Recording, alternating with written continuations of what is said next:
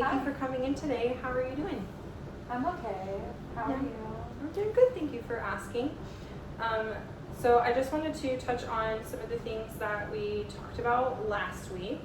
But first, what went on this week? How'd your week go? I feel like it was okay.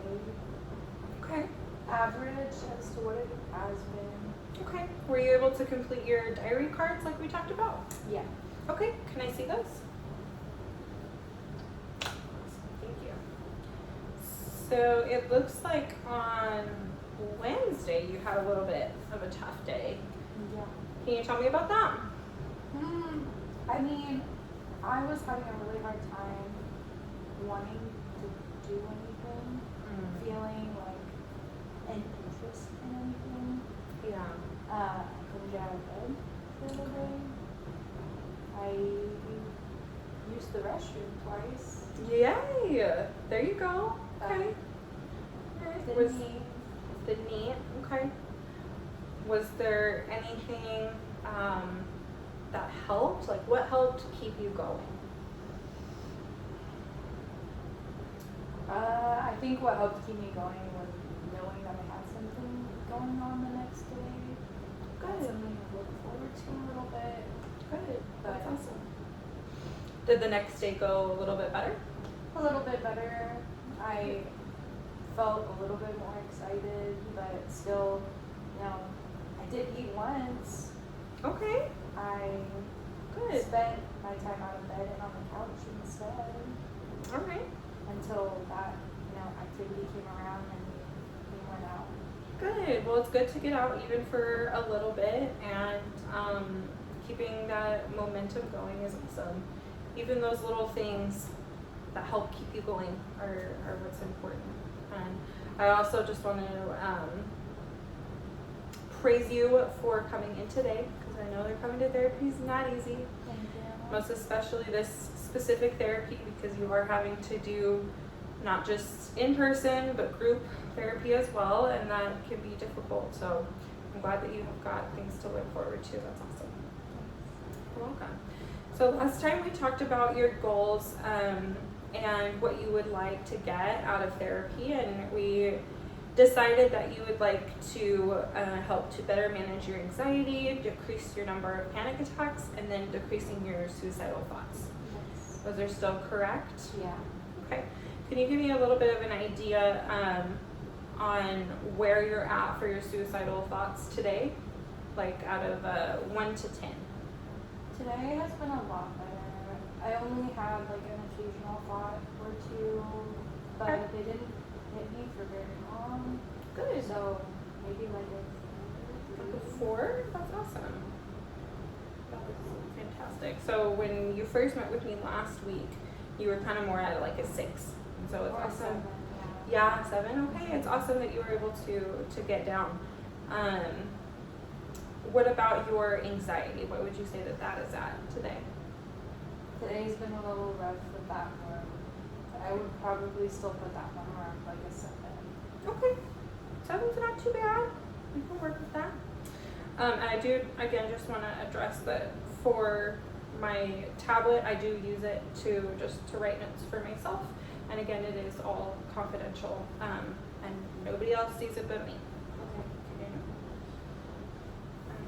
Right. So this is an exercise. The exercise I wanted to work on with you today is one that we'll be doing in group as well, but I do like to just kind of introduce it to my clients individually as well, because that way you can kind of already start to practice it. Know what's gonna happen. Yeah. Before we get into doing group on Thursday. So this week this session we are going to talk about mindfulness. Have you heard of mindfulness before? Yes. Yeah.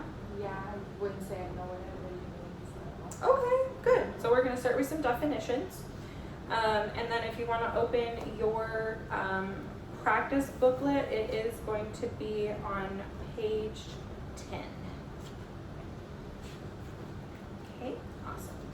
So mindfulness is first, it's intentionally living with awareness in the present moment. So it's waking up from the automatic behaviors that we just participate in just because, and making the conscious effort to be present. It also requires that we do so without judging or rejecting the moment. So we're noticing consequences, we're discerning helpfulness and harmfulness, but we're letting go of evaluating, judging, avoiding, suppressing. So I don't have to be mad at the thoughts that I know that aren't good. Yeah, exactly. And you don't have to be mean to yourself for them either. Like, they're just thoughts. Okay? And then it's also without attachment to the moment. So rather than ignoring the present by clinging to the past or grabbing for the future, being like, it'll be better if just this happens or just this happens, you're being like, it's okay right now. Like, And I'm having this thought. Mhm. It's okay. Exactly. So mindfulness skills then are specific behaviors to practice that when we put them all together, they make up mindfulness itself. So mindfulness skills can be practiced at any time, anywhere, while you're doing literally anything. So at work, out with friends, anything. And it's intentionally paying attention to the moment without judging it or holding on to it is all that's needed. Meditation then is practicing mindfulness and mindfulness skills while you're kind of in more of like a designated place. And there are many different types of forms of meditation that differ mostly by whether we're opening the mind or focusing the mind. And it can also just be dependent on like where you do it and how you do it. But mindfulness is so it's such a broad kind of thing that you can really just make it your own. And then if you will turn the page, we're going to talk about the wise mind. I almost feel like it's better if I do like to just kind of like draw this out, but for a second I can just show you. So it's got these 3 circles, right? We got a Venn diagram here. And on one side we have our rational mind, and on the other side we have our emotional mind. And then in the middle we have our wise mind, which is a combination of the 2 of them. Okay. And so ultimately our goal is to stay within wise mind. And that is where mindfulness exists. So with reasonable mind or rational mind, we are focused on the rules, the facts, the reason, the logic. And then emotion mind is kind of the opposite, where we're ruled by our moods, our feelings, our urges, and facts and logic, they don't exist anymore. They're out the window. Where would you kind of say you tend to, which mind do you tend to live in most often? I feel like I probably live in my emotional mind a lot more. Mm-hmm.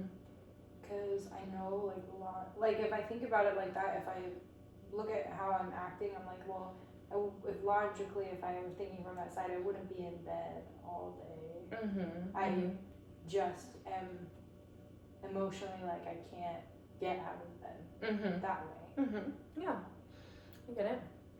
So then wise mind is the 2 of them together. So it's understanding that, yes, that emotion, that's how heavy you're feeling right now, but maybe we can do something with that other than sitting in bed. So maybe it can be as simple as sitting up in bed instead of like laying down. It can also be trying to do some deep breathing or practices before you get up and see if that kind of helps you to get up.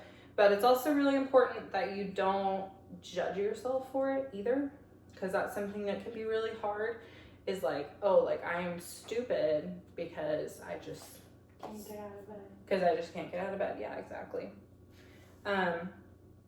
And so there are some ideas for practicing wise mind, and I'll give you this handout specifically.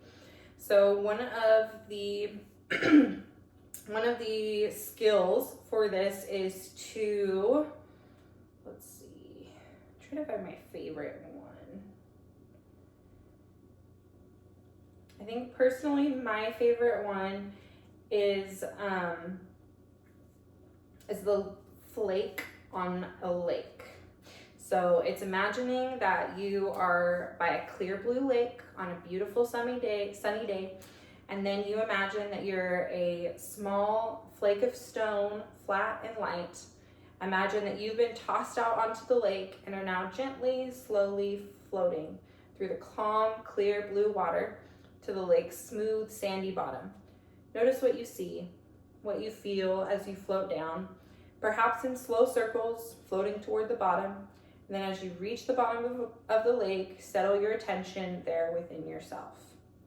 Notice the serenity of the lake. Become aware of the calmness and the quiet deep within. As you reach the center of yourself, settle your attention there.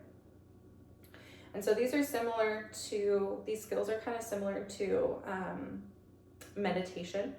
And because I always thought, like, if you meditate, you have to hum with it. No, not necessarily. Yeah, it can just be imagining something like that.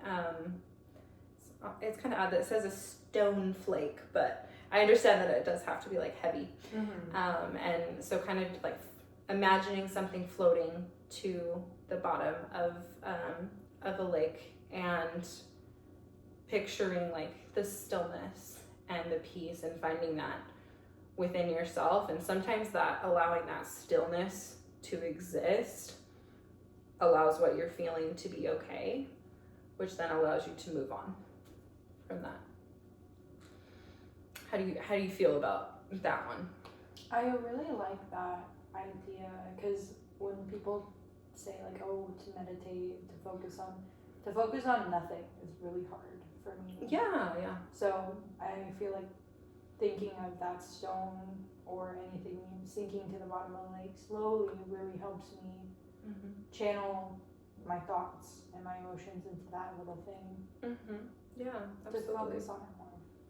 Good. I'm happy to hear that. So I would like to just leave you with a challenge then to either practice that specific one or in one of the other ones in the handout that you have,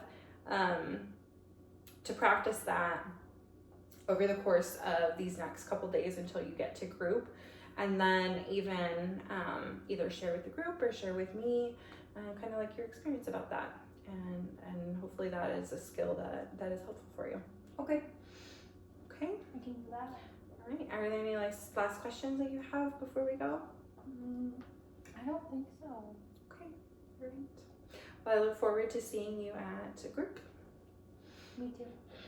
Thank you. Fucked you in this thing.